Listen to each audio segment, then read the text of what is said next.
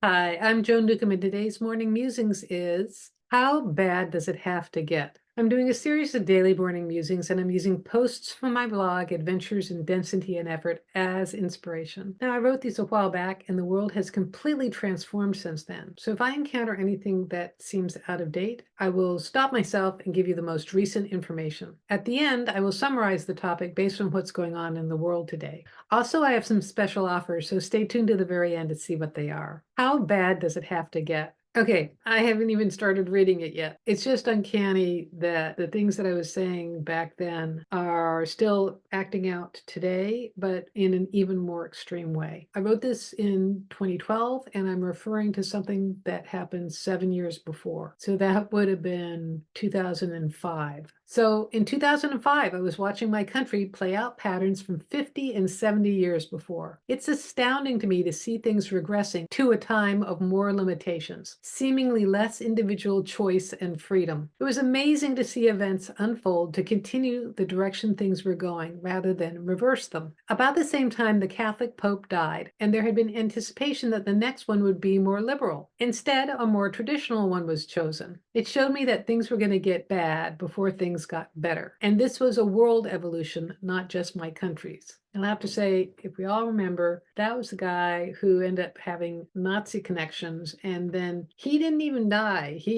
I think he had Alzheimer's or something. So they just replaced him with Pope Francis. I personally like Pope Frankie, who's from Brazil. He is the most liberal pope you could get. He even admitted that Mary Magdalene was not a prostitute. That was something that was made up. She was actually one of Jesus's main ministers. I didn't want to get into the whole religious thing here, but I thought that was just interesting. So the Catholic Church is getting better, but from 2005 to 2012, our economy plummeted and many more countries followed. We were in a turnaround time for the last few years prior to 2012, although in some cases you wouldn't know it. There are loud and shrill voices trying to continue the trend of restrictions, to perpetuate adjustments that were made in recent years to benefit the haves, separating them further than the have-nots. Maybe I should not be specific about this and just keep it generic so everybody can identify. But one of the things I've learned is I've been following a woman who's a political historian. Her name is Heather Cox Richardson, and she is an expert in American political history from about the Civil War up to now. And I didn't grow up in this country, so I didn't get American history. And honestly, I was pretty unconscious. I was doing my spiritual stuff in the 80s and 90s and not reading the paper. What this is talking about is we've had a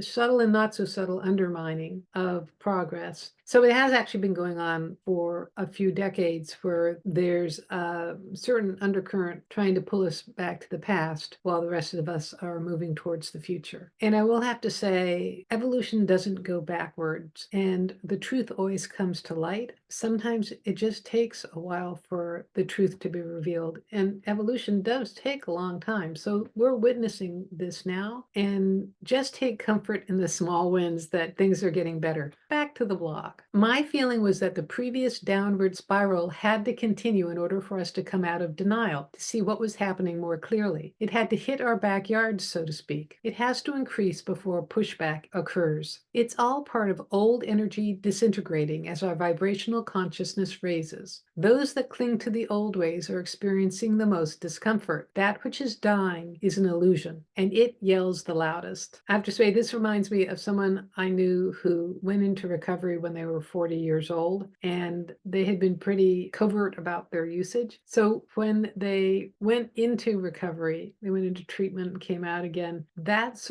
when I noticed their behavior, the addictive part of their behavior, being more overt. They'd been so used to hiding it in the past, but what was happening is as they were going into recovery with this, that part of them, subpersonality, you can call it, the disease or whatever, was dying. And so it was yelling the loudest. And you can kind of see that going on in the world today with the people who are in the process of losing power. They're the ones making the most noise. So I wrote this during Arab Spring, and I said, the Middle East is a great example of the pushback that is happening. 4 or 5 countries are uprising now. It's the area with the oldest energy, the most limitation, the least freedom, and the biggest dichotomy between wealth and poverty. A miraculous transformation is evolving there. In my country, it is happening on a grassroots level as well. Individuals gathering for civil rights, protesting the attempts of old energy to continue to control. It's not done here. We're on the brink of another 60s-style revolution. For the Middle East, it is just beginning. As each country topples old regimes, there's a lot for them to figure out and how to do things differently. Their cultures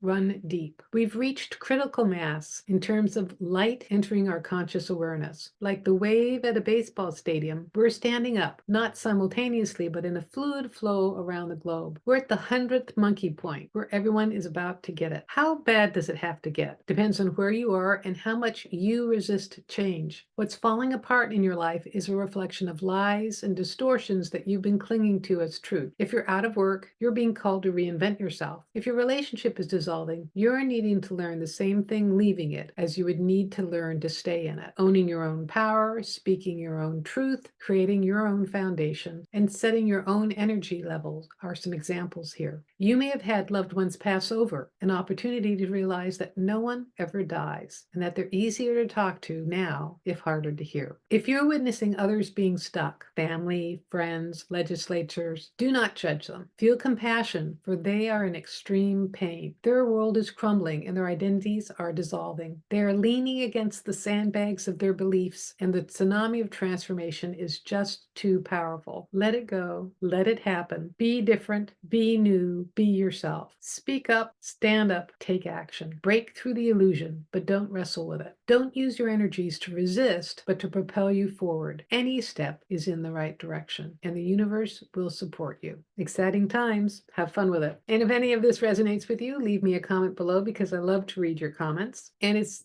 just a little unnerving to see that we're in the same situation but more extreme. I'm still at this feeling that we're at a turning point or a breaking point. The changes that we have been working towards are growing in strength. We all have the opportunity to make them come into form. So if you like these videos, please click the like button and also subscribe. And that way you're telling the YouTube algorithm to share this with more people and get this out to someone who really needs to see this information. And also please share it with your family and friends and on your social media. And if you want a free sample of my consciousness techniques, click on the link below to the Skybox technique. It'll give you an expanded perspective of your life. And if you want some manifestation techniques, I have a self-study course, Manifesting Money and Miracles, where you can go at your own pace, learn to embody specific vibrations to make a complete transformation in your life. And if you want to know more, my website is joan-newcomb.com. There you can find out about my private sessions where I take a look at you as consciousness and what's going on in your life today, and I can answer any questions that you might have, and it's all recorded just for you. And if you want to learn how to do this for yourself, Manifesting Money and Miracles is a great preparation for my coaching special where I work with you one-on-one and I choose specific consciousness techniques that I've developed so that you can transform your life. So you can find out more at my website. Go to my website, joan-newcomb.com, and I'll see you tomorrow in another Morning Musings.